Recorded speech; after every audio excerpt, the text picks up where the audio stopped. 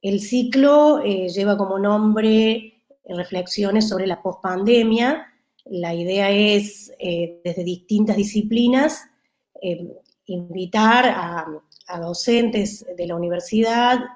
para que demos, bueno, nuestras opiniones desde nuestras disciplinas y a partir de ahí tener una discusión colectiva acerca de cómo vemos el mundo que estamos viviendo y en alguna medida, sin hacer futurología, pero poder tener elementos como para pensar, hacer alguna prognosis acerca del mundo que se nos viene. Este ciclo, bueno, comenzó hace unas semanas con un encuentro con el profesor, el doctor Dante Avaro, que es especialista en economía, y estuvo analizando la situación de la pandemia y la pospandemia desde esa óptica, y en este caso me convocaron a mí hace unas semanas para este encuentro que va a ser mañana martes 2 de junio a las 19:30 horas, sobre la comunicación. Y de entre todas las posibilidades que tenemos sobre la comunicación de crisis, la comunicación de riesgo, la comunicación especial, digamos, que asumen sobre todo los gobiernos, como comunicación pública, pero de la que participa toda la sociedad, ya que, bueno, es necesario, sobre todo en momentos de crisis como el que ocasiona una pandemia, reducir la incertidumbre, tener elementos, la información se convierte más que nunca en un valor fundamental. Y en este caso, bueno, decidimos discutir sobre este concepto que es la infodemia, o por ahí como dice la UNESCO, la desinfodemia, hay como distintas acepciones que están circulando en el mundo. Hemos decidido trabajar con este concepto de infodemia que, si bien existe con anterioridad, vinculado a los procesos de desinformación, de fake news, de posverdad, se hace como más presente en este momento a nivel mundial a causa de la pandemia y donde la información se convierte más que nunca, como decía recién, en un valor estratégico porque la desinformación puede tener consecuencias letales para la humanidad, como por ejemplo eh, este, hacer la diferencia entre la vida y la muerte. O sea, no contar con la información adecuada puede provocar que algunas personas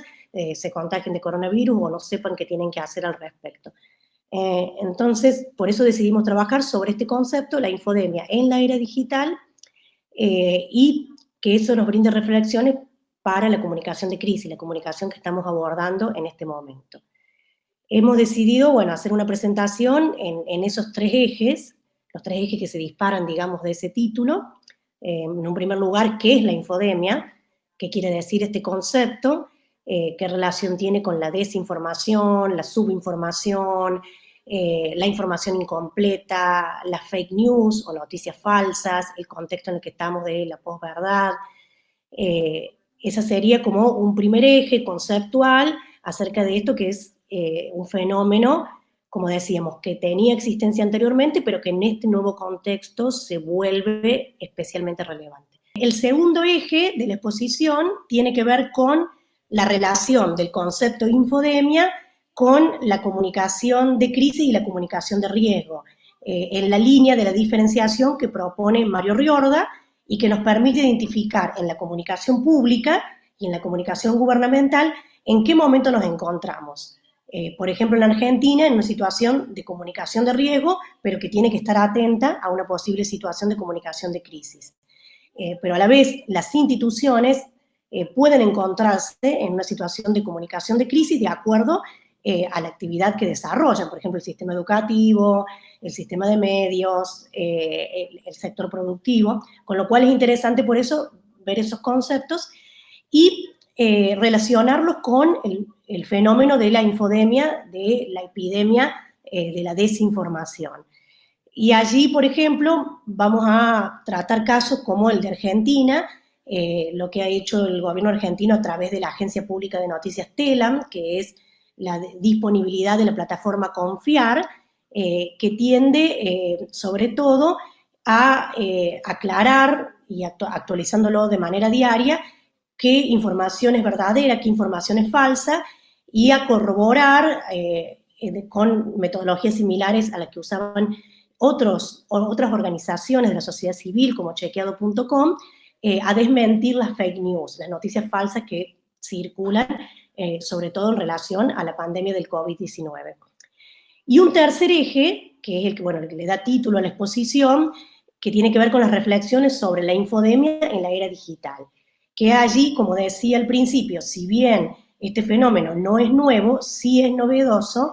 el gran alcance que pueden adquirir los procesos de desinformación con las posibilidades que brindan las redes sociales y las plataformas digitales. Y esto, por supuesto, asociado a la capacidad de lo que se denomina el Big Data, de acumulación de grandes volúmenes de información y la posibilidad de procesar esos volúmenes de información y ponerlos a disposición o actuar estratégicamente, tanto sea para informar como para desinformar,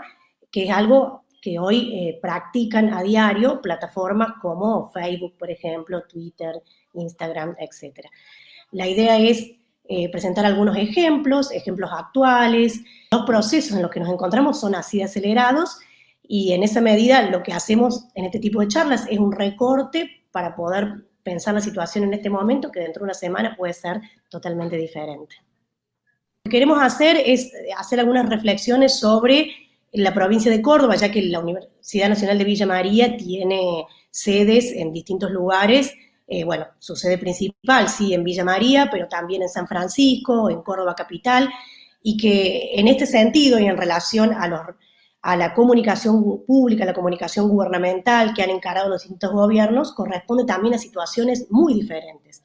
Villa María se encuentra en una situación casi de convertirse en un territorio libre de esta situación de pandemia, al menos hasta el momento, y la ciudad de Córdoba, por ejemplo, donde la universidad tiene otra sede en la misma provincia, solo 150 kilómetros, tiene una situación muy diferente. Con lo cual, también esto afecta a las estrategias de comunicación de riesgo y crisis que asumen los gobiernos municipales,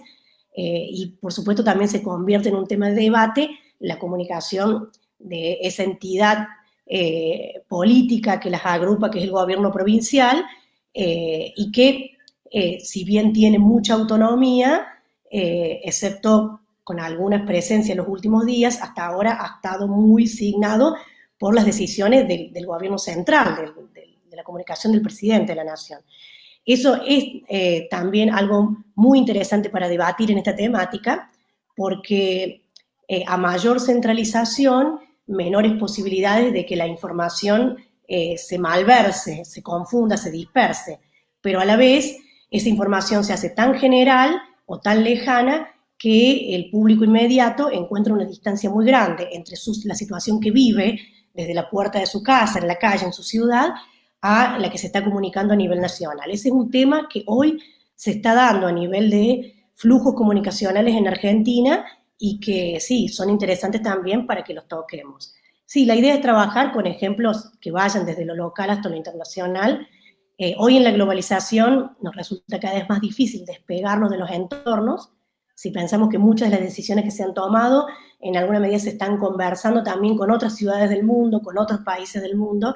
y por eso nos interesaba plantear ejemplos desde distintos lugares.